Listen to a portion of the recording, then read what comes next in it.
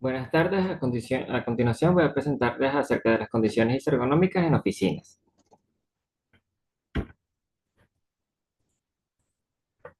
Vamos a comenzar contextualizando un poco el tema. ¿Qué es la ergonomía? Bueno, la ergonomía es la ciencia que estudia el comportamiento o la relación que existe entre lo que es el puesto de trabajo y el ser humano, en cuanto a cómo éste debe adaptarse a las condiciones fisiológicas y psicológicas del trabajador. Por otra parte, tenemos lo que son las condiciones ergonómicas, que son aquellos factores inadecuados del sistema hombre-máquina si lo queremos ver desde el punto de vista de lo que es la construcción, el diseño, la operabilidad, entre otras cosas. Pasando a lo que es la universalidad de este problema, vemos de que INSACEL nos da una tabla de enfermedades ocupacionales reportadas en Argentina para el año 2006, en donde se puede ver que el 76,5% de los casos se le atribuye a lo que son los trastornos musculoesqueléticos. Específicamente, la mayoría de casos se debieron a lo que son la prostitución y la hernia discal, siendo un total de 902 casos registrados. Por otra parte, tenemos que unos datos de la encuesta europea de condiciones de trabajo para los años 2005, 2010 y 2015 respectivamente, se realizaron varios estudios en donde se vieron los movimientos repetitivos de manos y brazos, las posiciones que pueden producir cansancio o dolor en algún segmento corporal y cualquier trabajo que pueda tomar en cuenta lo que es el empuje, el jale, el arrastre, que no tome en cuenta la ayuda mecánica. Cabe destacar de que para estos años consecutivos hubo un aumento de la población. Sin embargo, no se aprecia una diferencia significativa en el porcentaje de los mismos, siendo el movimiento repetitivo de manos y brazos los que alcanzaron los mayores porcentajes. Si queremos ver la historia de este problema, podemos ver que todo comienza a partir de la revolución industrial, en donde se necesitaba mecanizar los procesos productivos, que si bien sabemos de que trajo consigo un aumento de la producción, trajo también consigo una serie de problemas, los cuales están enfocados en gran parte en cuanto son los movimientos repetitivos y posturas forzadas. Si queremos ver las primeras observaciones, vemos que a finales del siglo XIX y principios del siglo XX se registraron enfermedades, principalmente en los mineros, como la silicosis o las enfermedades reumáticas para lo que son los trabajadores textiles. Siguiendo un poco con lo que es donde nace como tal la ergonomía, vemos de que en la Segunda Guerra Mundial se tenía que impulsar la optimización de procesos y por ende se diseñaron equipos que pudieran mejorar el rendimiento y reducir errores humanos. Esto adaptándolos a lo que son a los trabajadores. Seguidamente vemos de que la ergonomía logró traspasar barreras debido a que este llegó a lo que es el ámbito industrial. Porque en la década de 1950, si queremos ver un ejemplo, vemos de que se adaptaron los puestos de trabajo en cuanto a herramientas, equipo, maquinaria, para que se pudiera adaptar lo que son las capacidades y las limitaciones de trabajadores. Y bueno, actualmente que se está tomando diferentes enfoques como el estrés o la carga de trabajo, que son factores que antes no se tomaban en cuenta, eh, lo que es llamada la ergonomía cognitiva y organizacional. Si queremos ver la normativa, podemos mencionar lo que es la LOPSIMAT, específicamente el artículo 60, que es la relación persona-sistema y trabajo-máquina, en la cual nos establece que el empleador de adecuar los puestos de trabajo, ya sea la maquinaria, herramienta, a todo lo que son las características fisiológicas, cognitivas o culturales de sus trabajadores. También tenemos el INSACEL, que es el Instituto Nacional de Prevención, Salud y Seguridad Laboral, en donde esta norma técnica nos establece que deben hacer evaluaciones ergonómicas como posturas corporales, cargas eh, a través de lo que son las jornadas de trabajo, la frecuencia de manipulación, entre otras cosas. Y bueno, también tenemos la norma Covenin, que el principal aspecto que aborda es la adaptación y el diseño de los puestos de trabajo, la manipulación de cargas, todo lo que son vibraciones, iluminaciones, temperaturas, etcétera, con el fin de garantizar el bienestar de los trabajadores para poder optimizar el trabajo. Seguidamente vemos lo que son los factores. Para mencionar algunos de ellos tenemos lo que son las posturas inadecuadas, que son posiciones poco naturales que dan una limitativa en cuanto al movimiento natural de lo que son tendones, articulaciones, entre otras cosas. Vemos también que hay movimientos repetitivos, que son acciones de tipo reiterativo, que conllevan esfuerzos de movimientos pequeños de grupos musculares. También tenemos el manejo de cargas manuales, que aquí tenemos todo lo que es el empuje, el arrastre, entre otras cosas, que no tienen el uso de alguna maquinaria, sino de movimientos manuales. También tenemos lo que son posturas estáticas, en donde el trabajador no o está durante largos periodos de tiempo sin movimientos aparentes. También tenemos lo que son las iluminaciones inapropiadas, en donde vemos de que estas pueden causar lo que son jaquecas, fatiga ocular, dolores de cabeza, etcétera. Y bueno, podemos tomar otros factores en cuenta, lo que son vibraciones, temperaturas, lo que es el ruido, etcétera.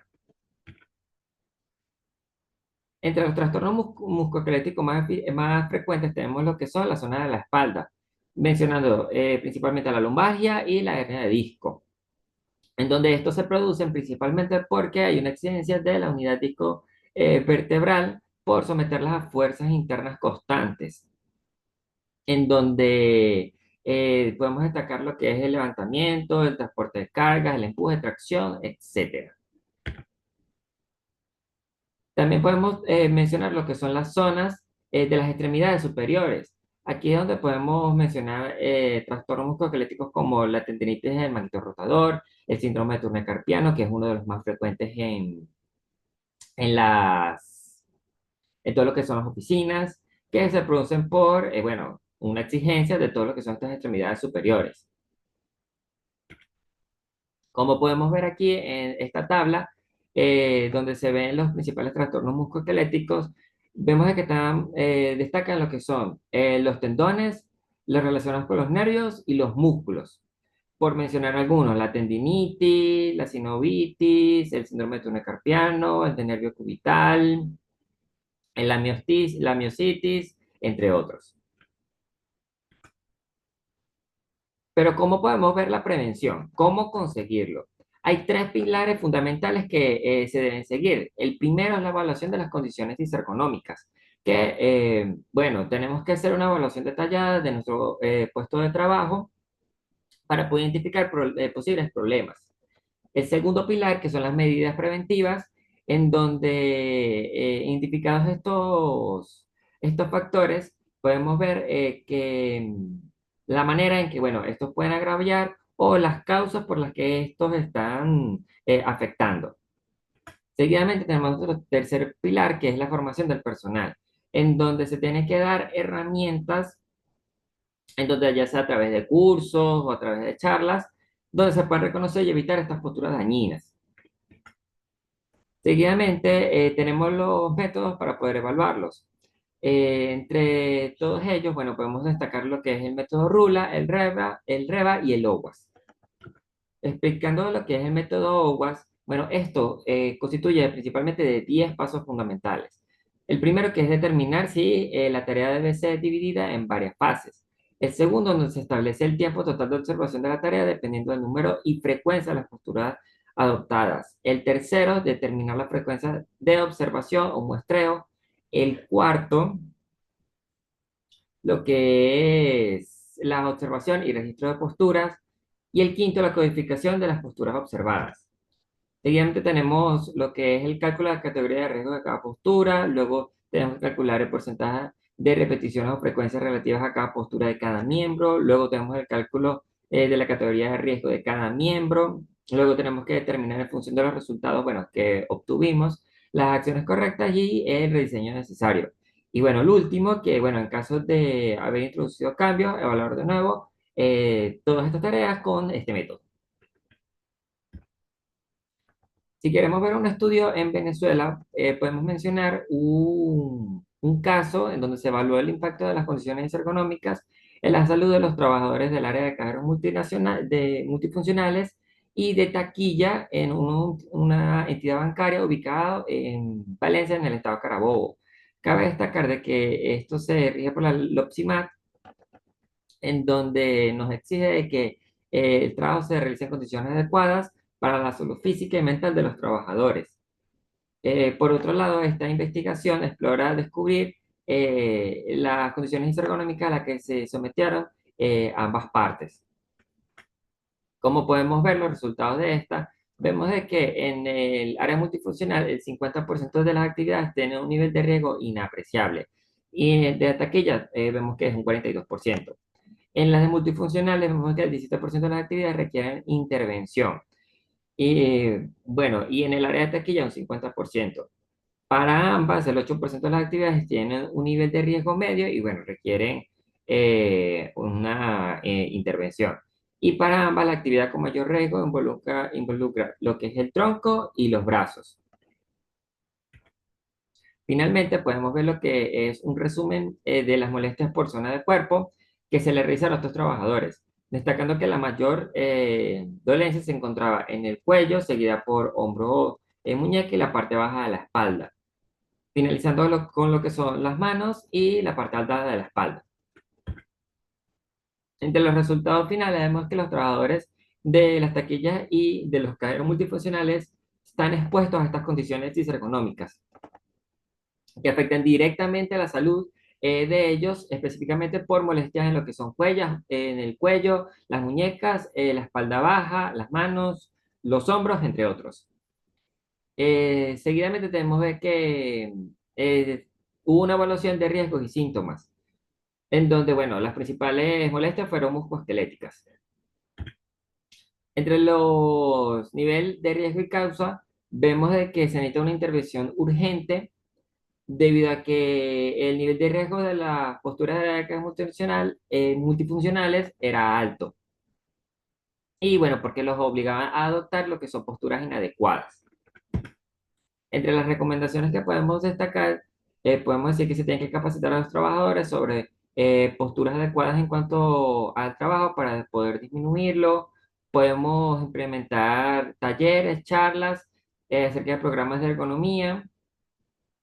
También se pueden ajustar a estos equipos o puestos de trabajo para que se adapten a las condiciones de los trabajadores y disminuir lo que son estas condiciones ergonómicas, entre otros.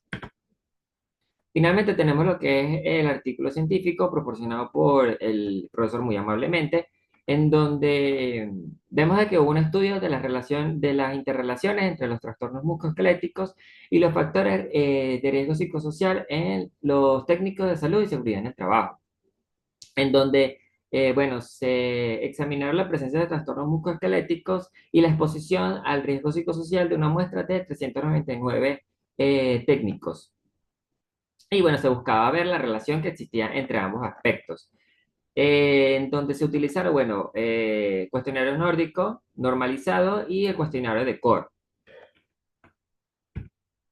Entre los resultados que podemos observar de este estudio, vemos que el 77.17% de los participantes afirmó haber sufrido alguna dolencia muscular, principalmente por lo que son la espalda baja, la tendinitis, entre otros.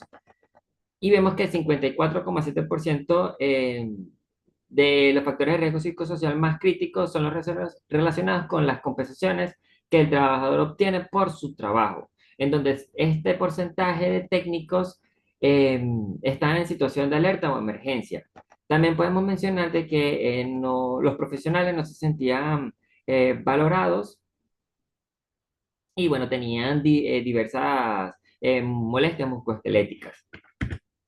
Y entre, bueno, las conclusiones del estudio podemos ver de que se destaca que hay una alta exposición de Occupational Health and Safety Technicals a factores de riesgo físicos y psicosociales, en donde los riesgos disergonómicos, bueno, fueron la principal eh, causa. Además, el modelo predictivo muestra las variables que mejor predicen la probabilidad de trastorno musculoesquelético, donde generó entrenamiento en riesgos emergentes, salud percibida y exposición al riesgo psicosocial. Finalmente tenemos lo que son las referencias bibliográficas ordenadas en orden alfabético. Muchas gracias.